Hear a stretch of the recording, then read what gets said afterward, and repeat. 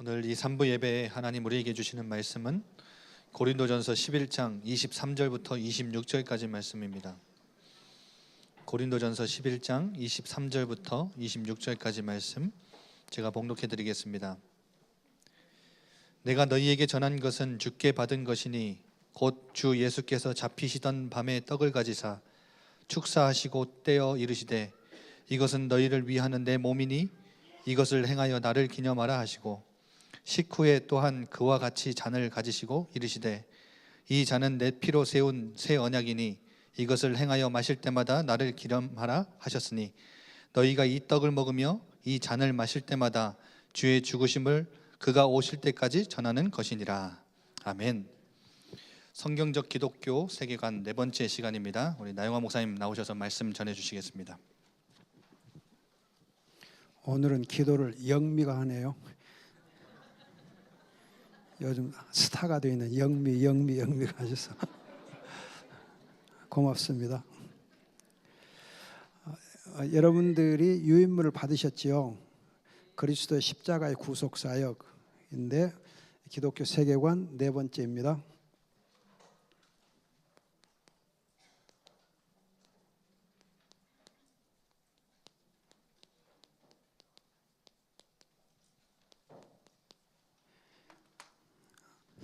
누누이 말씀드리지만 왜 기독교 세계관을 우리가 알아야 되는가? 중요한 이유는 뉴에이지를 우리가 이겨내려면은 기독교 세계관으로 우리가 무장해야 됩니다. 기독교 세계관 없이는 뉴에이지를 우리가 물리치기가 어렵습니다. 왜냐하면 뉴에이지도 하나의 사상이기 때문에 사상 체계거든요. 사상 체계. 그 사상 체계를 물리치려면 우리도 사상 체계로 무장해야 돼요. 그 사상 체계가 기독교 세계관인 것입니다. 여러분들 유인물 우선 보시면은 본래 인간 창세기 1장 2장인데 우리는 그동안에 본래 인간 하면은 하나님의 형상, 그 창세기 1장에 있는 하나님의 형상에다가 주로 포인트를 둬 왔습니다. 물론 맞습니다. 그런데 사실은 창세기 2장에서는 언약 백성이 강조, 언약 백성, 하나님의 언약을 가진 자입니다. 그리고 그 언약 속에서 하나님 주시는 안식과 생명을 누리게 있는 행복한 백성입니다. 그리고 창세기 3장, 6장, 11장에 오면은 이 언약을 파괴해서 이 언약을 파괴해 가지고 이제 이 사탄에게 사로잡히게 하는 것이 바로 죄 아래 있는 인간입니다. 언약의 파괴. 근데 언약을 파괴할 때에 누가 언약을 파괴하느냐 하면은 여러분이 사도행전 13장 있는 마술가, 그가 권력형 점술가 거짓 선지자인데 우리나라 역사에 보면 요승, 아주 요괴한 그런 중 어르신들 있잖아요. 그런 요승인데 요즘으로 말하면 최아무개 씨 같은 사람이 바로 이제 권력형 점술가이면서 마술을 부리는 사람입니다. 그리고 이제 특히 네피림 시대에서 대표적인 인물이 이제 11장에 나온 니므롯입니다. 니므롯이 사실은 독재 정권이거든요. 그러면 여러분들이 여기서 하나 이제 기억하실 건 뭐냐면은 뉴에이지 운동은 포섭 대상이 누구인가? 뉴에이지의 포섭 대상. 뉴에이지는 주로 어떤 사람을 포섭해서 사용하는가 할 때 권력형 점술가 아니면은 이제 점쟁이, 무속인 이런 이제 권력형 점술가나 점쟁이 사도행전 13장 16장입니다. 그러면서 이들을 통해서 이제 권력자, 힘 있는 권력자들을 뉴에이지는 포섭하기를 좋아합니다. 그래서 예를 들면 아까 말했던 니므롯입니다. 그런데 하나님의 경우는 하나님의 선택의 대상,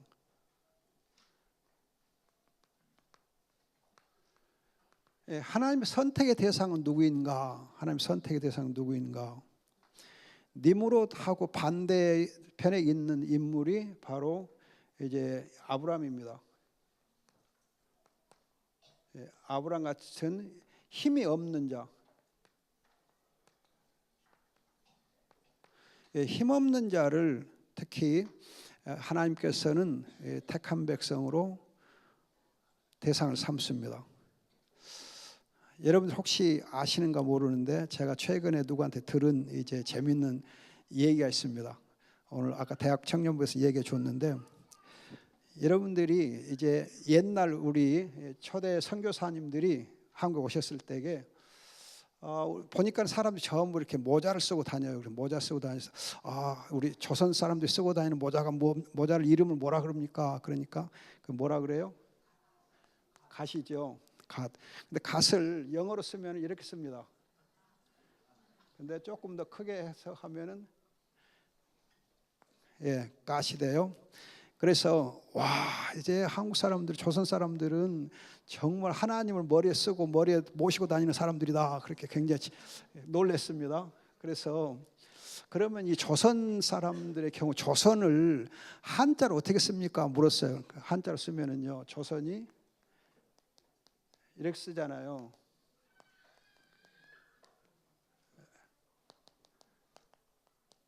이렇게 씁니다. 조선을 잘 보시면 조자를 쓸 때에 보세요. 십자가 있고 날일 십자가 달월, 매일 십자가를 붙잡고 사는 백성. 자, 그 다음에 고기, 물고기 어쩌면 물고기어는 여러분 보세요.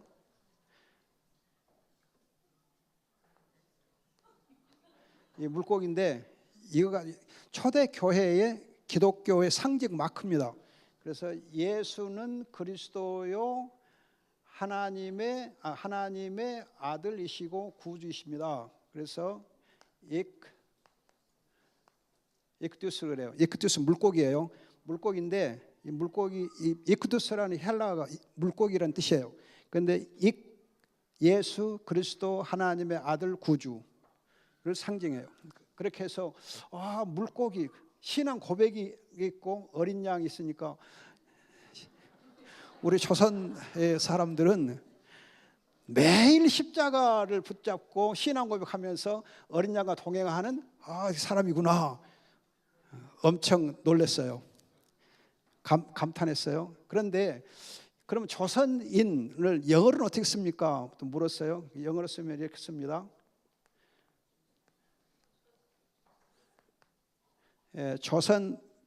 조선 피플인데 영어로 좀 발음을 잘하면 chosen people입니다.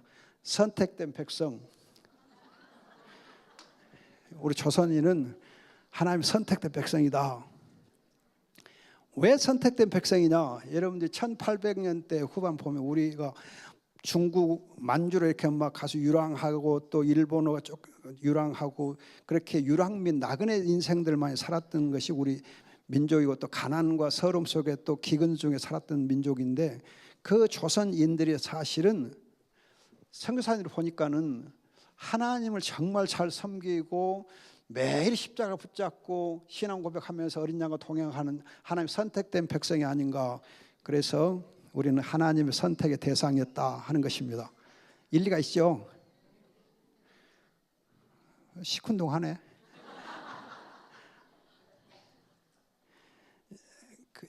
한 가지만 여러분 더 예를 들어드릴게요. 우리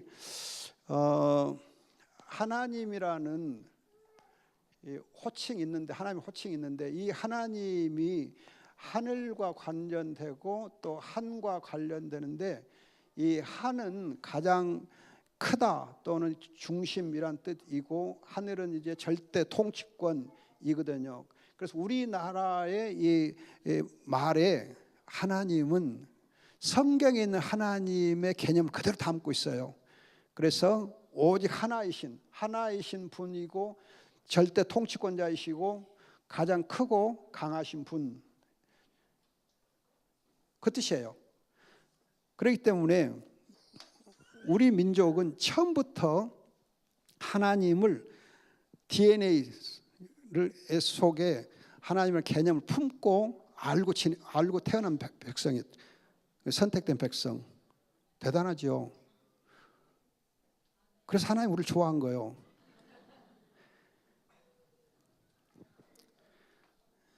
정말 여러분 주의하셔야 돼요. 정말 주의해야 되는데, 말이 남김 하나만 더, 우리가 얼마나 대단한 민족인가 생각해 보면요.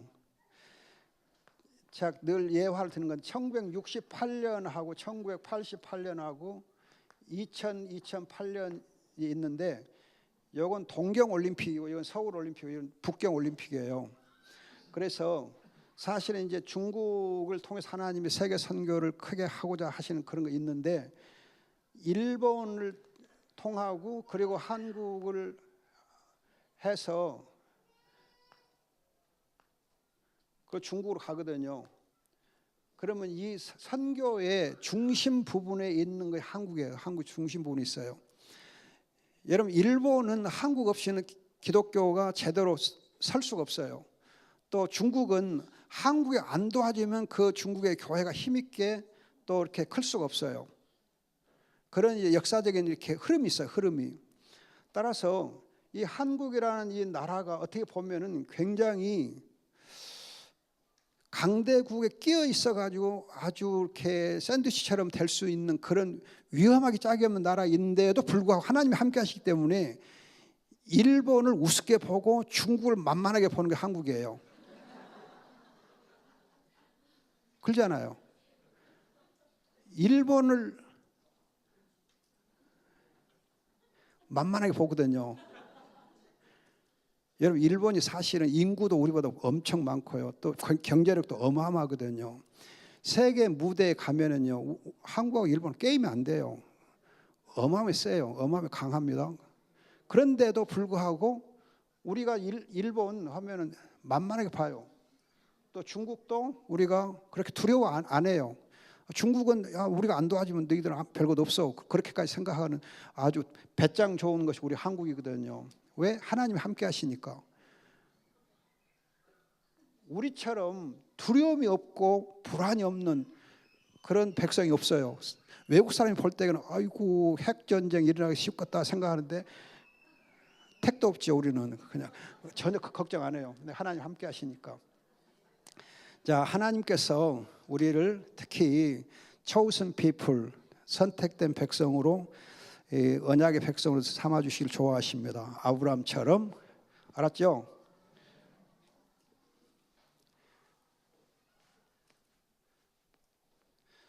그럼 하나님께서 포섭하고자 했던 이 아브라함이 믿음의 조상이 어떤 믿음을 가지고 있었던가? 이제 아브라함의 믿음.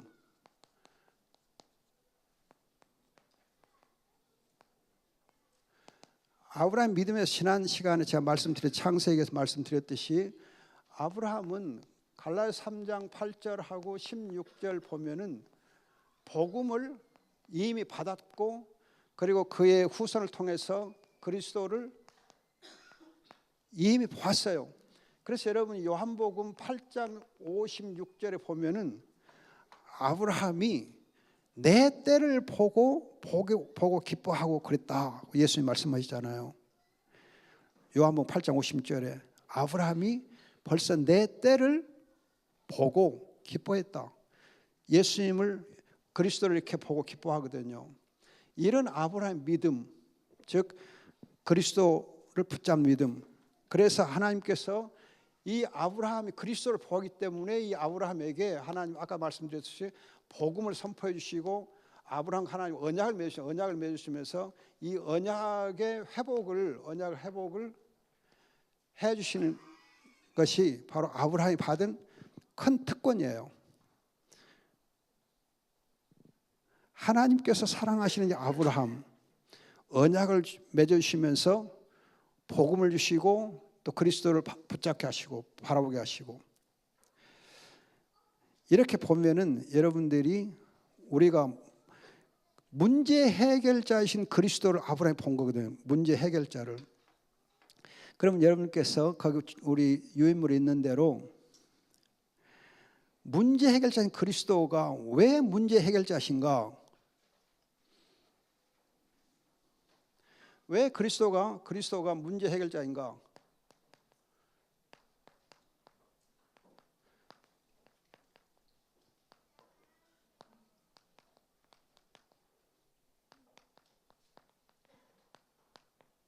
이걸 우리가 좀 생각해야 돼요. 왜 그리스도가 문제 해결자신가?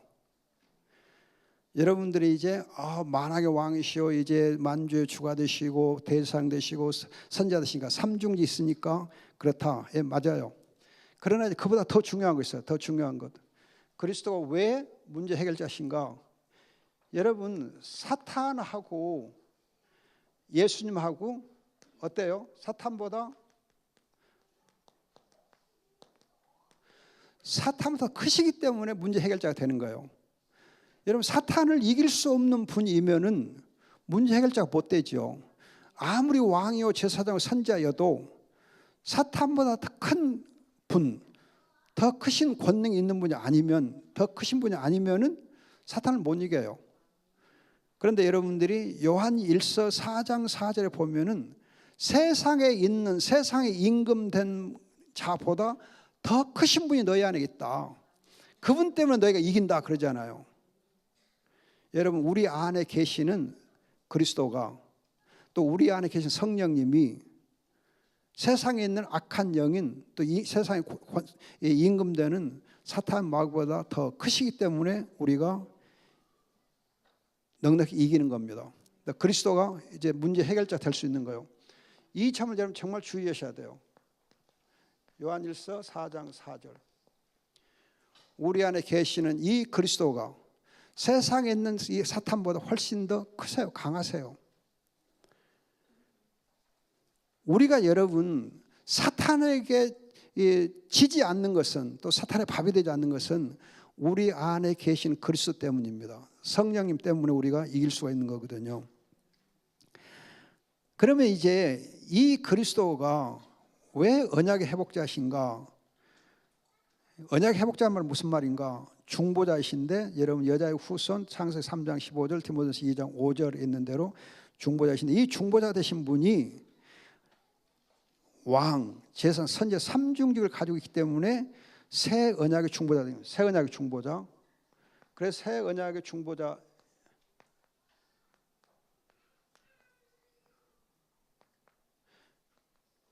근데 여러분들 새 언약의 중보자라고 하는 이 사실에 있어 주의할 거가 히브리서 이제 8장 6절 한번 보세요. 히브리서 8장 6절.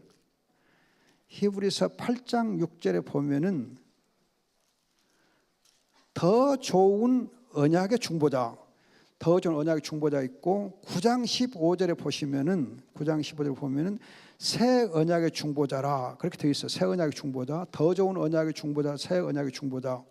그런데 8장 8절에서 보면, 8장 8절에서 여러분들이 이제 13절까지 보면은 거기에 새 언약이 나와요. 새 언약, 언약에 대한 말씀이 나오고, 예레미야서 31장을 인용해서 그리스도가 바로 새 언약이시다 되어 있어요. 새 언약 그리스도 안에 세워지게 되어 있습니다. 이렇게 보면은 예수 그리스도를 통해서 새 언약을 성취해 주시고, 그 새 언약을 성취해 주셨기 때문에 예수 그리스도가 바로 새 언약의 중보자이신 거예요. 새 언약의 중보자. 새 언약의 중보자로서 왕이시오 제사장의 선자이기 때문에 그가 문제 해결자이시고, 그리고 중보자 될 수 있는 겁니다. 만일에 새 언약을 그리스도께서 성취하지 아니하면, 회복하지 아니하면, 즉 새 언약의 중보자가 아니시면 왕, 제사장, 선지자 그 의미가 없어요. 의미가 없어요. 따라서 여러분들이 제가 처음부터 말씀드렸듯이 본래 인간, 언약 백성, 죄 아래 있는 인간, 언약을 잃어버린 백성, 이제 은혜 아래 있는 자는 바로 언약을 회복하는 자인데, 언약을 회복시키는 분이 누구냐? 새 언약의 중보자이신 예수 그리스도. 그분이 왕이시오 제사장이요 선지자인 거예요. 이 분이 왕이시오 제사장이요 선지자. 왕으로서 권세가 있기 때문에 이제 사탄 마귀를 대적할 수 있고 승리할 수 있고, 제사장으로서 자기의 몸을 희생제물로 드려서 죄의 문제를 해결해 주시고, 그리고 선지자로서 하나님의 말씀과 또 언약의 빛을 비춰주시기 때문에 우리로 하여금 언약의 중보자 될 수 있는 것입니다. 한 가지 여러분들이 이제 상식적으로 알아두면 좋을 것은, 이 왕직, 제사장직, 선지자직이 그리스도에게 있다라고 신학적으로 체계를 세워주면서 이분이 새 언약의 중보자다, 그렇게 신학적으로 체계화시켜준 사람이 있어요. 그분이 칼빈이에요. 종교개혁자 칼빈. 그래서 칼빈이 왜 신학적으로 유명하냐 하면은 그리스도의 삼중직을 제대로 이렇게 잘 설명해 주고 그 삼중직을 통해서 우리의 중보자 되셨다, 새 언약의 중보자 되셨다 하는 것을 잘 풀이해 주어서 유명한 거예요. 신학적으로 굉장히 유명해요. 그럼 여러분, 칼빈 앞에 바로 종교개혁을 했던 루터의 경우는 어떠냐? 루터는 종교개혁을 잘 하시긴 했지만 이 삼중직에 있어서 제사장, 왕으로서 그리스도를 알고 선지자로서 그리스도를 몰랐어요. 그래서 삼중직을 체계화시키지는 못했어요. 그러나 참 기리오, 진료, 계시 자체이신 이 선지자로서의 그 직분을 추가해서 삼중직을 얘기하고, 삼중직을 얘기하면서 바로 그 삼중직을 가신 그리스도께서 우리의 영원한 희생제물 되시다, 희생제물 되시면서 또 이렇게 제사장으로서 자기 하나님 앞에 나아갈 수 있었다, 이런 이제 삼중직과 그리스도의 희생 사역을 함께 아울러서 잘 체계화시켜준 사람이 종교개혁자 칼빈입니다. 그래서 칼빈이 대단한 거예요. 자, 그건 상식으로 알아두시면 좋고, 이제 여러분들이 그럼 어떻게 예수님 그 언약을 회복시켰는가? 그리스도께서 어떻게 언약을 회복시키시는가?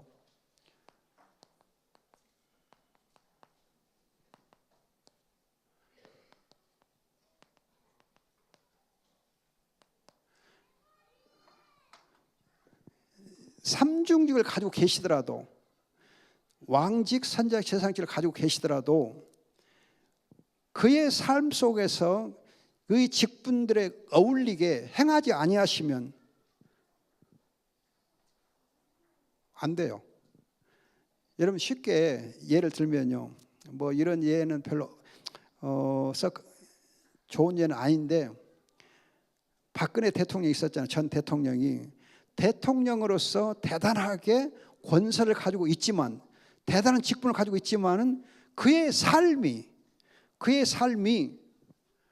아까 말했던 권력형 점술가에게 휘둘려 가지고 농락당해 가지고 제대로 자기의 그 직분을 수행하지 못하잖아요. 그럼 어떻게 돼요? 그 직분을 잃어요. 직분이 별 의미가 없어져요. 힘을 상실해요. 아무리 직분을 가지고 있어도 그 직분이 이런 것에 의해서 휘둘려 가지고 삶이 제대로 되지 아니하면, 직분에 적합한 삶을 살지 못하면 그 직분이 힘이 없어요. 여러분, 또 이것도 별로 좋지 않은 예화 얘기인데, 최근에 여러분 이제 서울에 있는 모 교회가, 큰 교회가, 뭐 사랑이 겉으로 넘친다고 하는 교회가 대법원 판결에 의해서 목사 자격이 없다, 그렇게 판결이 났어요.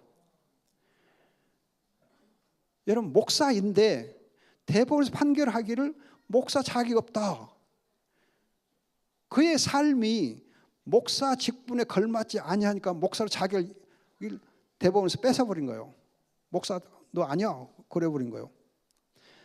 그래서 여러분, 그리스도께서 언약의 회복을 하실 때에 어떻게 하시는가, 삼중직에 어떻게 걸맞게 하시는가 하는 겁니다. 그걸 여러분 주의하셔야 돼요. 거듭 말씀드립니다.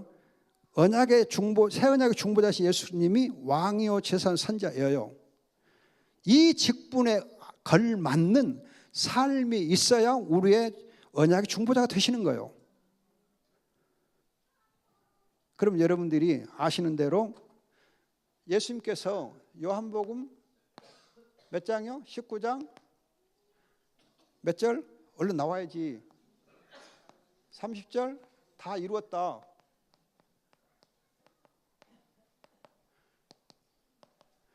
예수님께서 다 이루셨다 그러는데 무엇을 다 이루셨는가? 오늘 고린도서 이제 11장에서도 예수님께서 성경과 관련해서 자기가 죽으시고 이렇게 자기 몸을 내주신 거 있는데, 무엇을 성취했는가? 어떻게 성취했는가? 그리스도가 다 이루었다 할 때 무엇을 어떻게 이루셨는가? 그 점을 우리가 주의할 필요가 있습니다. 그럼 먼저 여러분들이 이제 복음 해가지고 로마서 1장 2절로 4절, 고린도서 15장 2절 8절 9절이 써져 있는 구절을 소개해 드렸는데, 로마서 1장 2절로 4절의 포인트는 하나님의 복음은 곧 우리 주 예수 그리스도다 하는 거가 포인트예요. 제가 뭐라 그랬어요? 하나님의 복음은 곧 우리 주 예수 그리스도다. 그래서 2절로 4절까지가 한 문장, 문장이 하나입니다. 주어는 하나님의 복음, 그리고 보어, 그러니까 A is B, 그러면 B를 보어라고 하면 그 보어가 우리 주 예수 그리스도이다예요. 하나님의 복음은 곧 우리 주 예수 그리스도이다. 예수 그리스도 복음이에요. 또 고린도서 15장 2절 8절에 성경대로 죽으시고 성경대로 부활하신 게 바로 복음이다 그래요. 예수 그리스도가 왜 복음이냐? 성경대로 죽으시고 성경대로 부활하셨기에 그가 복음이다 그래요. 그럼 그가 죽으시고 부활한 것이 왜 복음인가? 그 점을 잠깐 말씀드리면, 우선 먼저 탄생부터. 여러분, 예수님이 탄생할 때에 갈라디아서 4장 4절을 보면은 여자에게서 나게 하시고, 때가 참 여자에게 나게 하시고, 그 다음에 중요해요. 율법 아래 나시다. 율법 아래.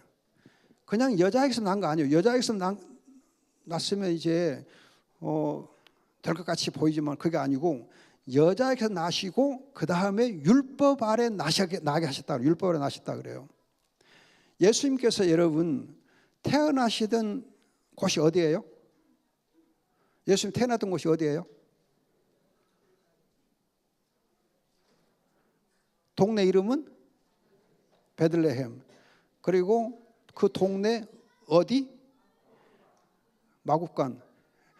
아주 냄새나는 마국간에 태어났다. 그 자체는 율법의 저주 아래 태어났다는 뜻이에요. 율법의 저주 아래 태어났다. 가장 비천하게, 가장 이제 참 낮은 자리에서 율법의 저주 아래 태어난 겁니다.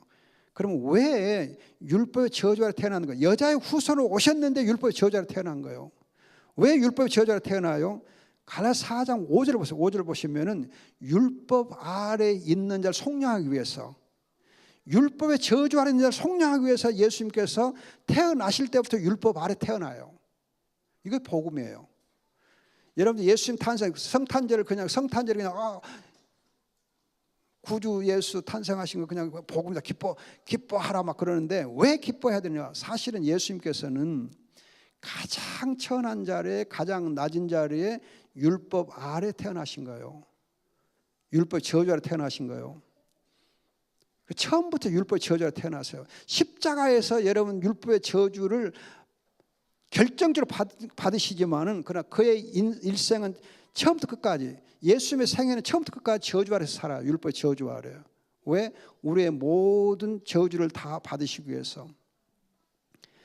지난 이제 이렇게 산업인 대회 때에 유 목사님이 메시지 하신 가운데 창세기 6장을 소개하시면서 하나님의 탄식, 하나님의 눈물이라는 단어를 소개한 바 있어요. 기억나요? 네.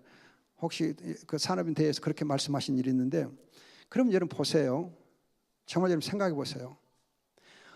풋내기 아기들 보면은, 아까 이거 앞에서 막 놀고 있던 애기 있던데, 이쁘던데, 그 애기들 보면요, 정말 이쁘죠.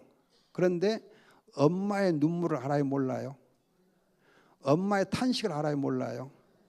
엄마의 아픔에 관심이 있어요, 없어요? 없어요. 그렇게 예쁘고 정말 사랑스러운데, 엄마가 아파서 지금 끙끙대면서 그냥 몸이 너무 천근만근해서 누워가지고 도무지 설 수가 없어가지고, 밥을 해주기도 그렇고 어렵고 차려주기도 어려울 때에 애는 그래요. 엄마 아픈 거 생각 안 해. 엄마 나 배고파. 하여튼 엄마 밥 안 차려주면 차려줄 때까지 격고 그냥 막 흔들어 대갖고 차르게 만들잖아요. 엄마의 눈물, 엄마의 아픔에 관심 없어요. 지 배고픈 것만 생각해요. 근데 여러분들이, 우리도 한번 생각해. 우리가 어떤가?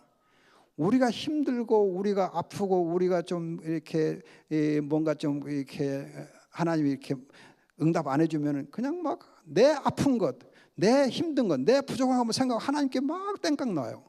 기도로 그냥 막 밀어붙여, 그냥 주여 하고 막 밀어붙여. 내 아픔만 막 생각해요. 내 눈물만 닦아주세요 그래요.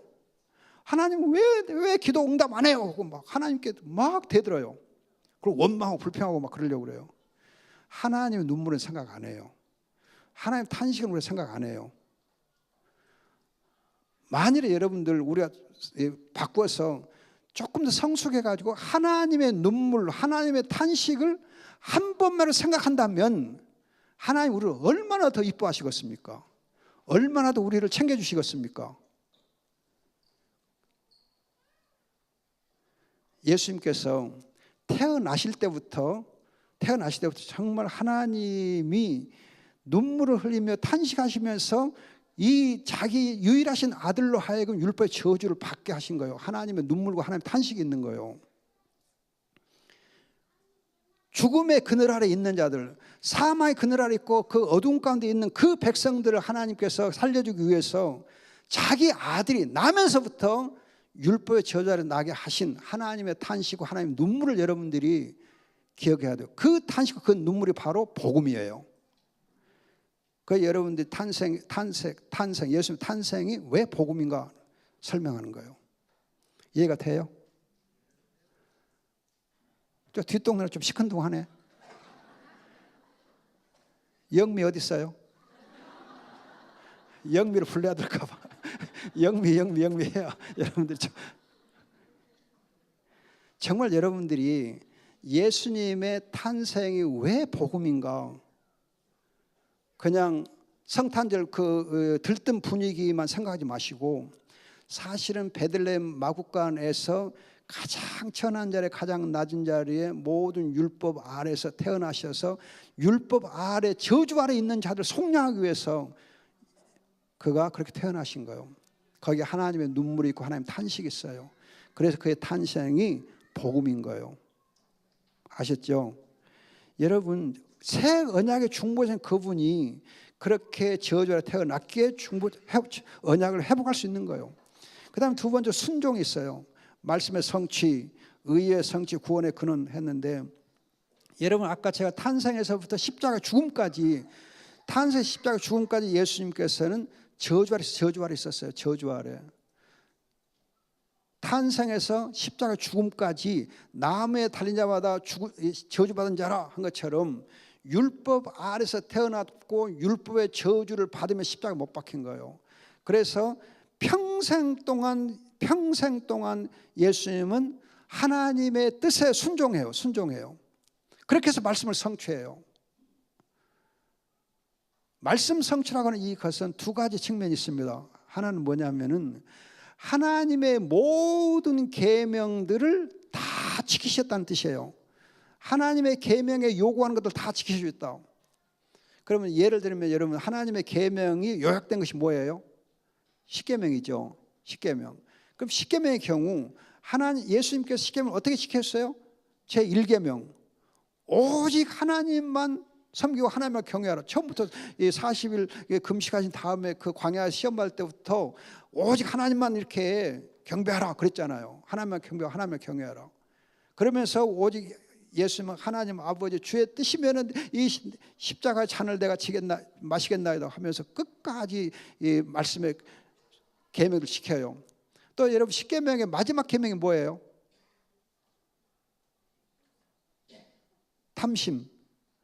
탐욕이잖아요.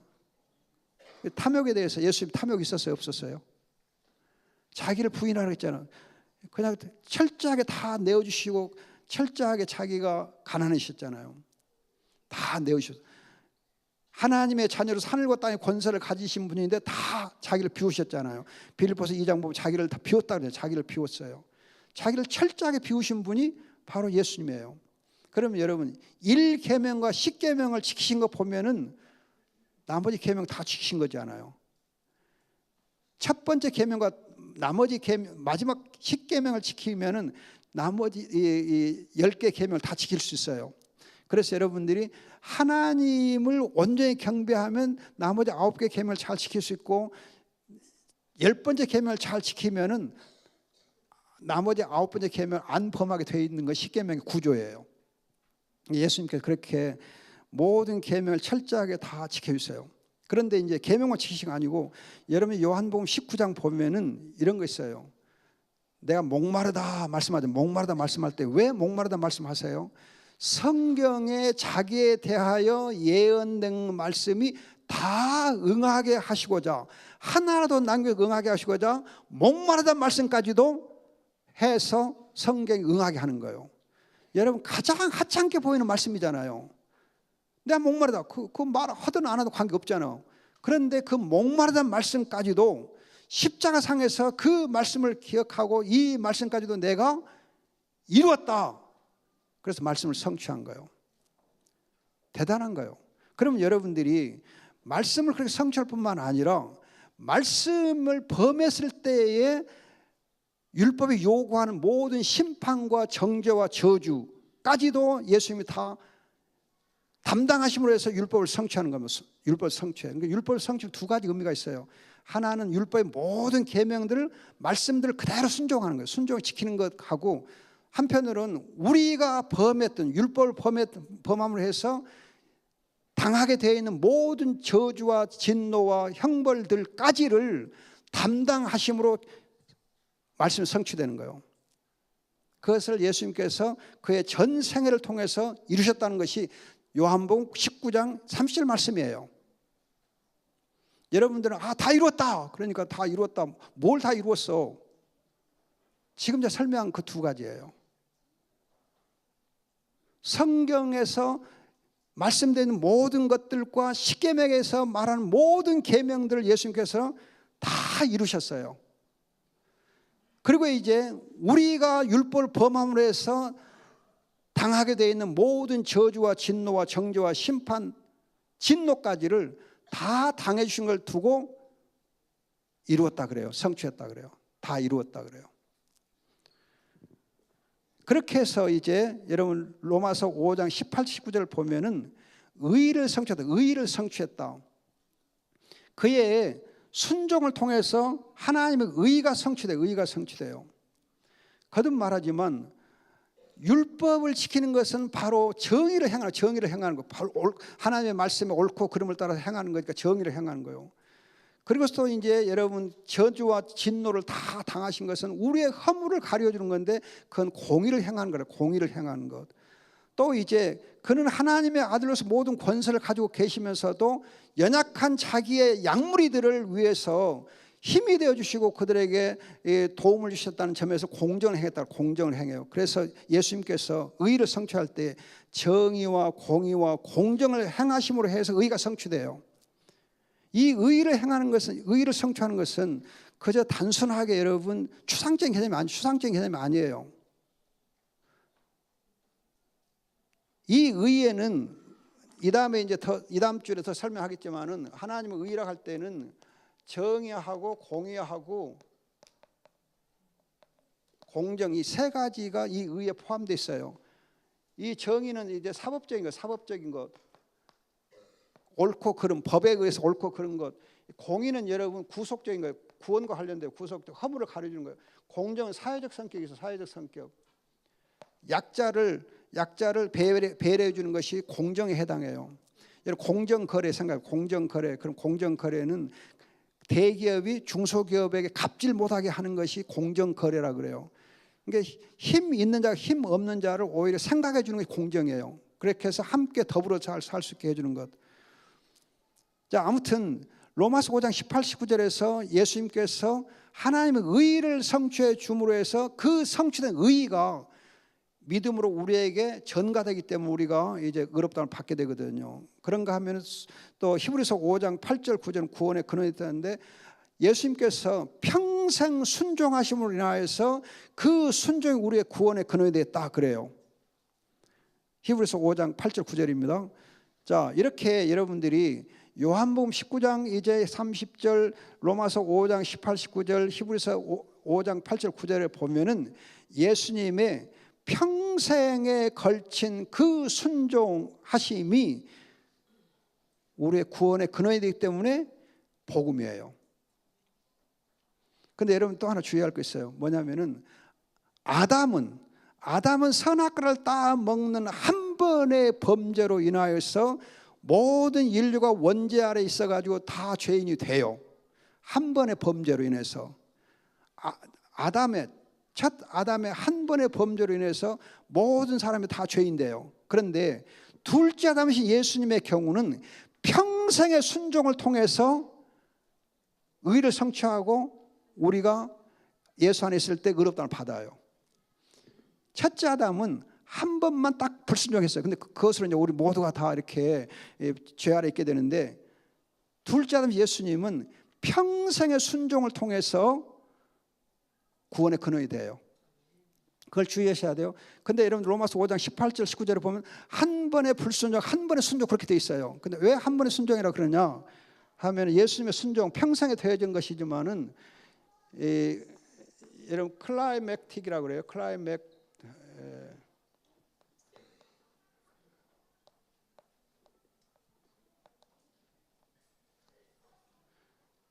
클라이맥틱 어베디언스, 즉 한 점진적이 갖고 결정에 이르는 순종.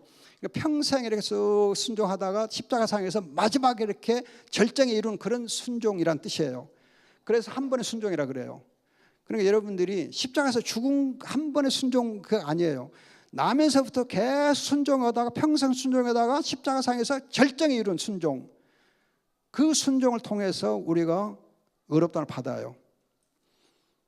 그러니까 예수님의 순종하고 이 아담의 불순종은 엄청 차이가 있어요. 차원이 다릅니다. 자, 그 다음에 여러분들이 예수님께 십자가 못 박히신 것은 순종의 절정이다. 지금 빌립보 2장 8절.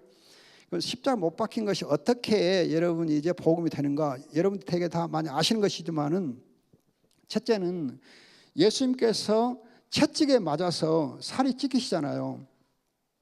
채찍에 맞고 살에 찢기는 것은 저주와 형벌을 받아서 갈라디아서 3장 13절인데도 나무에 달린 자마다 저주를 받은 자다. 즉 십자가에 못 박히심으로 해서 저주를 받은 거예요. 우리가 받아야 될 그 모든 율법의 저주와 진노를 채찍에 맞으시고 또 십자가에 못 박힘으로 해서 받아주신 거예요. 대신 당해주신 거거든요. 또 채찍에 맞으시고 십자가에 못 박히면 피를 흘려주십니다. 피를 흘려주실 때에 하나 주의할 것은 예수의 피를 어디서부터 흘리시는가? 가시면류관을 쓰셨기 때문에 가시면을 쓰시고서 이제 또 몸에 피를 흘리시기 때문에 머리에서부터 피가 흘러내려와요. 머리에서부터. 물론 채찍에 맞아서 몸에서도 피가 나지만 우선 이제 머리에서 피가 흘러내립니다. 그것은 어떤 상징적 의미가 있느냐 하면은 교회는 그리스도의 몸이에요. 몸. 그렇지 않아요? 그래서 몸이 교회인데 그럼 머리가 누구예요? 그리스도잖아요.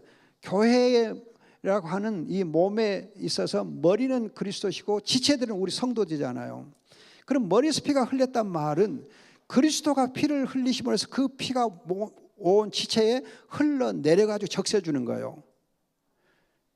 그런데 여러분 또 주의할 것은 머리이신 그리스도가 피를 흘리심으로 해서 먼저 스스로 그리스도 자신이 스스로 피로서 성결하게 하고 자기를 성결하게 하고 그리고 나서 우리를 또 성결하게 해주시는 거예요. 제사장은 자기를 먼저 피로서 성결하게 해야 돼요. 그리스도는 죄가 없어요. 그렇지만 세례를 받으셨잖아요.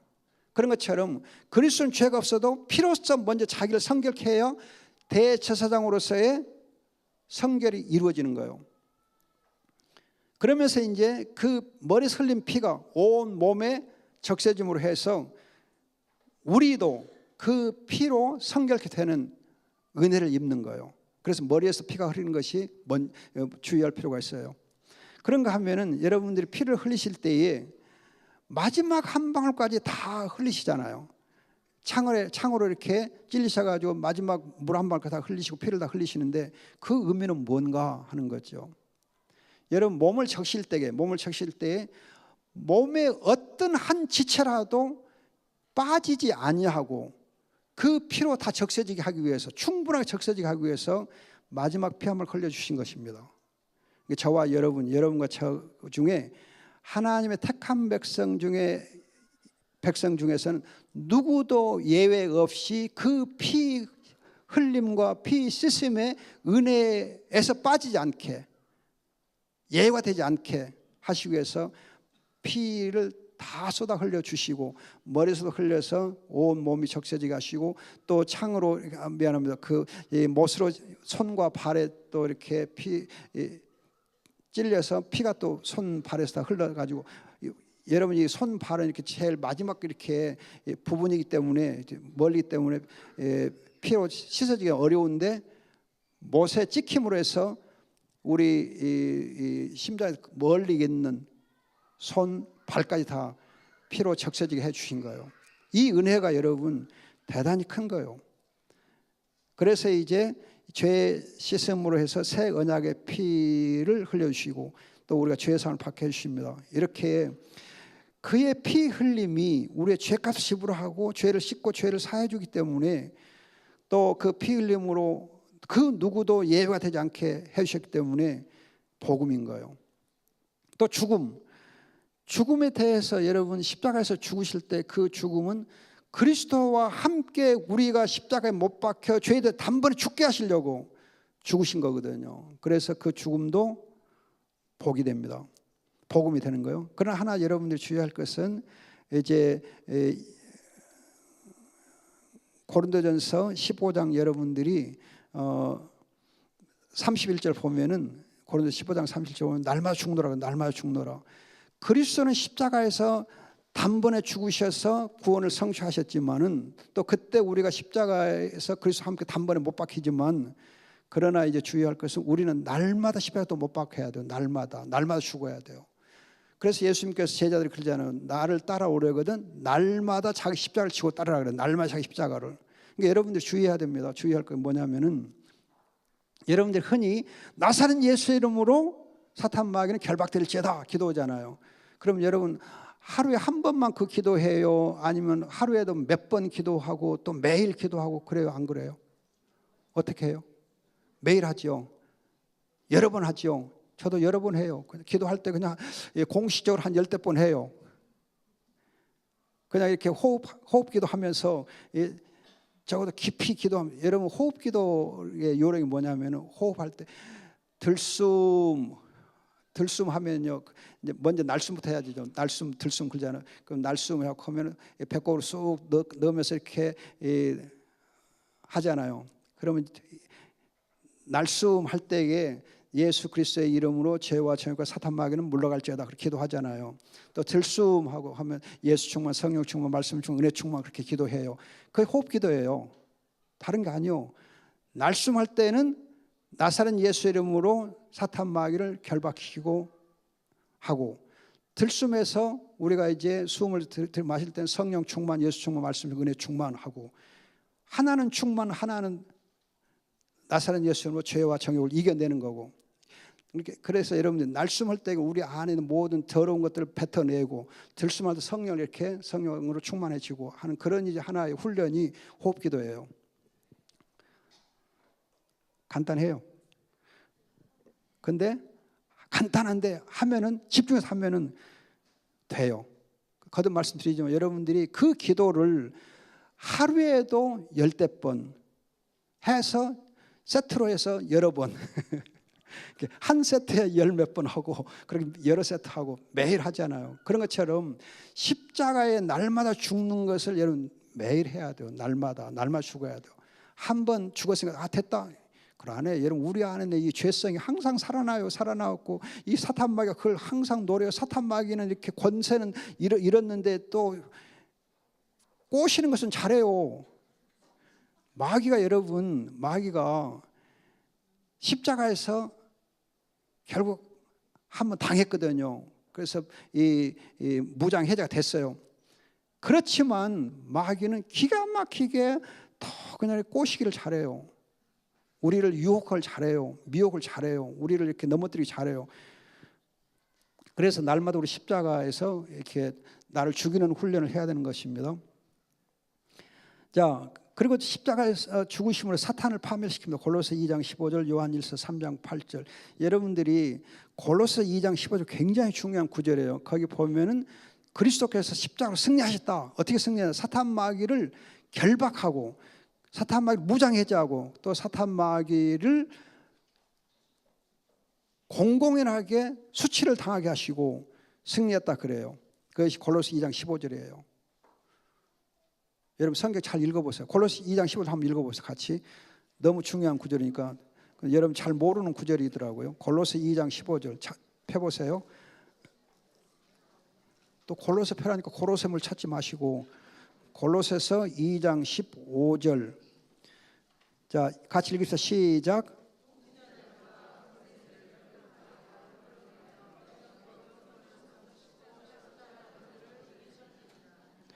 예, 지금 여러분들이 읽은 성경하고 비슷한데 전에 여러분 개역 성경은 엉터리로 번역되어 있어요. 그래서 전혀 뜻이 안 나타났거든요.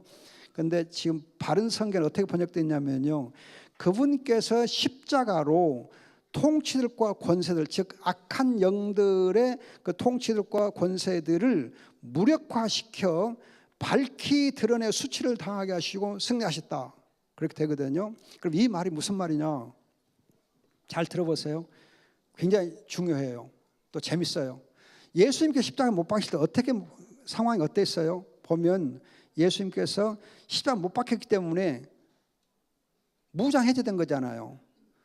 완전히 그냥 깨백해졌잖아요. 맨몸이 됐잖아요.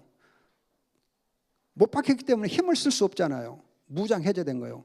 그런가 하면은 이제 또 이제 사람들이 다 지나가면서 그냥 막 고개를 살려서 흔들면서 침도 뱉고 뺨도 때리고 또 어떻게 하면 수치를 주고 멸시하고 그랬잖아요. 세상에서 가장 이제 정난하고 가장 악한 방법으로 수치와 멸시를 당하게 하셨어요. 철저하게 패배한 것처럼 보였어요. 악한 통치들과 악한 권세들에 의해서, 군병들에 의해서 철저하게 수치를 당해서 철저하게 이렇게 진노를 당하고 저주를 받은 것처럼 보여요. 그런데 그 십자가로 악한 영들의 통치와 권세들을 오히려 무력화시키시고 또 그들을 오히려 드러내 수치를 당하게 하시고 승리하신 거예요. 대역전극을 벌이는 거예요. 대역전극.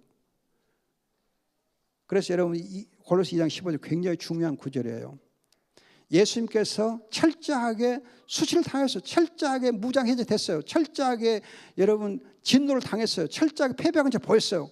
그런데 그 십자가로 승리한 거예요. 그 십자가로 승리한 거예요. 그래서 십자가 죽음이 복음이다 하는 것입니다. 그 다음에 부활승천 하나님의 보좌 앞에 앉으신 복음인데 죄와 사망 사탄을 이기셨고 고린도서 15장 57절. 중요한 것은 하나님 보좌 앞에 앉으셔서 중보기도. 로마서 8장 34절, 히브리서 7장 24, 25절 중보기도 하세요. 여러분 그리스도가 하시는 이 중보기도와 함께 또 로마서 8장 26절에는 성령께서 우리를 중보기도 하시면 성령이 또 중보기도 하세요. 또 우리 교회가 성도들끼리 상호간에 또 중보기도 해요. 그래서 성도들의 중보기도는 그리스도의 중보기도의 하나의 대울림이라 할까요? 그래서 그리스도의 중보기도를 우리가 본받아 하는 거예요. 본받아서 그 기도에 참여하는 거예요. 기도에 참여하는 거예요. 따라서 여러분 중보기도는 교회를 세우는 엄청난 힘이에요. 중보기도 교회를 세워줘요. 교회를 힘있게 해줘요. 중보기도 없이는 여러분 사랑의 실천이 없어요. 여러분 그래서 칼빈이 한 말 중에 중요한 말이 사랑을 실천하는 성도가 사랑을 실천하는 최고의 방법은 중보기도라고 했어요. 중보기도가 최고의 여러분 이 사랑의 실천이에요. 또 이제 중보기도뿐만 아니라 성령을 보내주시고 그가 우리에게 믿음을 심어주시고 믿음을 완성시켜 주세요. 히브리서 12장 2절. 여기서 주의할 것은 믿음을 심어주시고 믿음을 완성해 주시는 이 예수 그리스도는 믿음을 키워주는 일은 할까요? 안 할까요? 믿음을 심어주셨고 믿음을 완성시켰어. 그럼 믿음을 심어주는, 믿음을 키워주는 것은 예수님의 소관일까 아닐까? 완성시킬 때까지 계속 믿음을 키워줘요. 예수님께서 믿음 심어주고 믿음 완성시킬 때 믿음을 계속 키워줘요. 그리스도가 우리 안에 계시면서 하시는 일이 뭐냐? 그리스도가 우리 안에 계시면 하시는 일이 뭐냐? 우리의 믿음을 키워주는 거예요. 우리의 믿음을 키워. 그래서 기도해라. 기도하고 말씀 묵상해라. 언약 붙잡아라. 그럼 믿음을 키워라. 그래서 예수님 우리의 모든 것이십니다. 골로새 3장 11절 Jesus is all, Jesus is enough, Jesus is everything. 예수님께서 우리의 모든 것이 되십니다. 언약의 회복자이기 때문에. 그러면 여러분들 그 옆에 구원의 누림 성령이 있는데 어떻게 언약을 회복해서 누리게 되는가? 우리가 어떻게 언약을 회복 누리게 되는가? 성령으로 믿음과 회개가 이루어지니까 성령으로 주어지는 믿음과 회개로 말미암아서 우리가 구원을 누리게 되는데 그리스도와 신비한 연합을 통해서 하게 됩니다. 그리스도와 신비한 연합이 있게 되면 이건 구원론과 관계되기 때문에 여러분 간단하게 말씀드리겠습니다. 우리가 그리스도 믿고 회개하면 그리스도와 연합이 되면 그리스도가 내 안에 내가 그리스도 안에 있게 되면 우리가 의롭다함을 받고 성화가 돼요. 연합이 이중적 유익이라 그래요.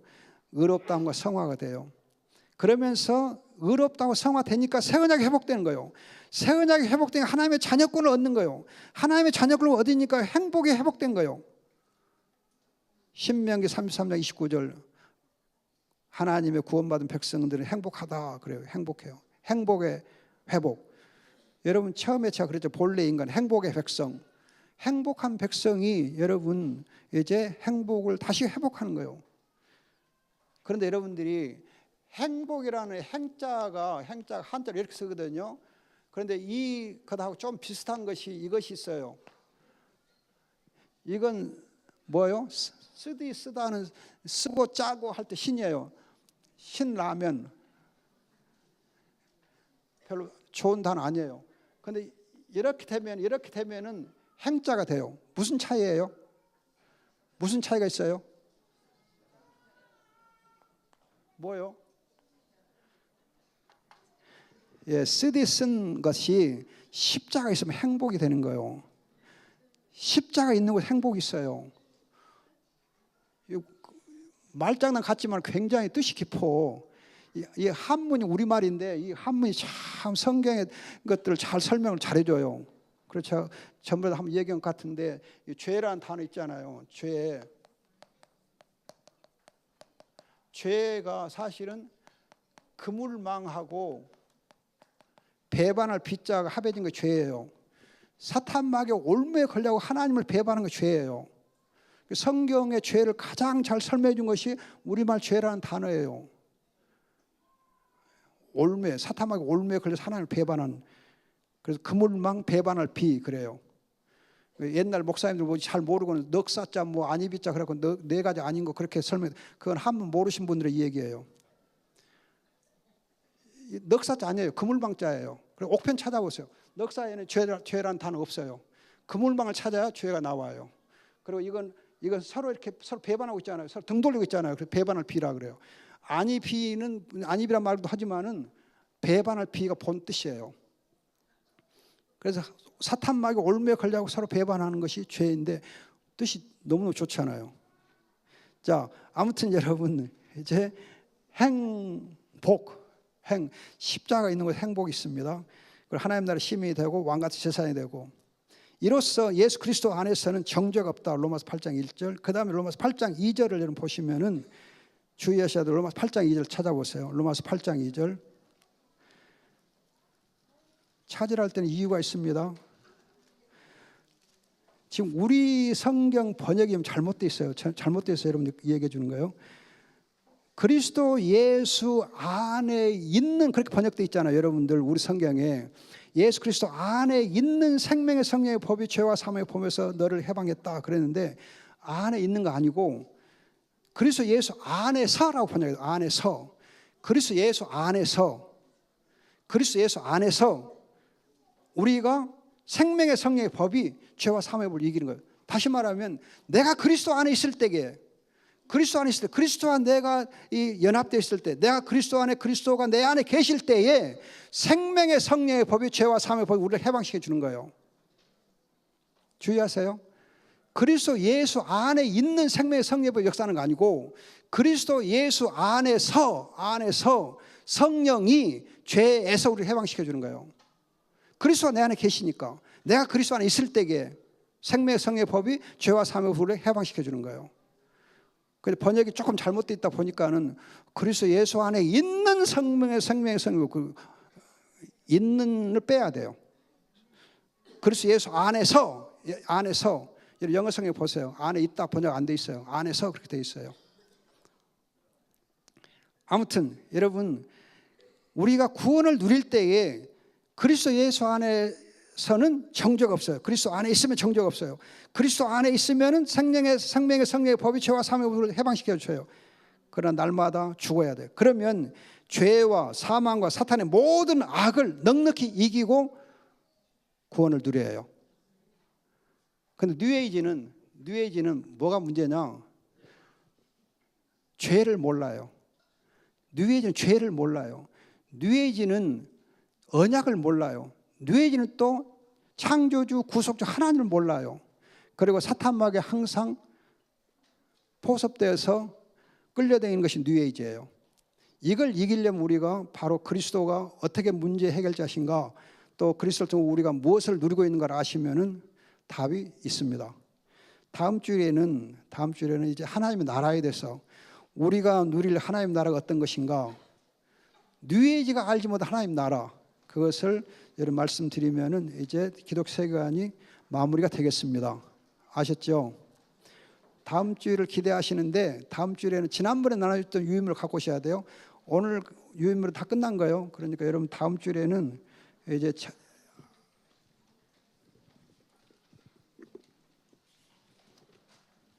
앞서 유인물을 갖고 오시면 거기 제일 오른쪽에 보면 하나님의 나라가 있어요. 근데 그걸 강의할 거예요. 자, 기도가 마칩니다. 좋으신 아버지 감사합니다. 주님께서 그리스도를 통해서 언약을 회복시켜 주시고 주님이 우리 언약의 회복자 되심을 감사합니다. 주님, 주의 복을 누리는 저희가 되게 하옵소서. 주님 감사합니다. 고맙습니다. 사랑합니다. 예수님의 이름으로 기도합니다. 아멘.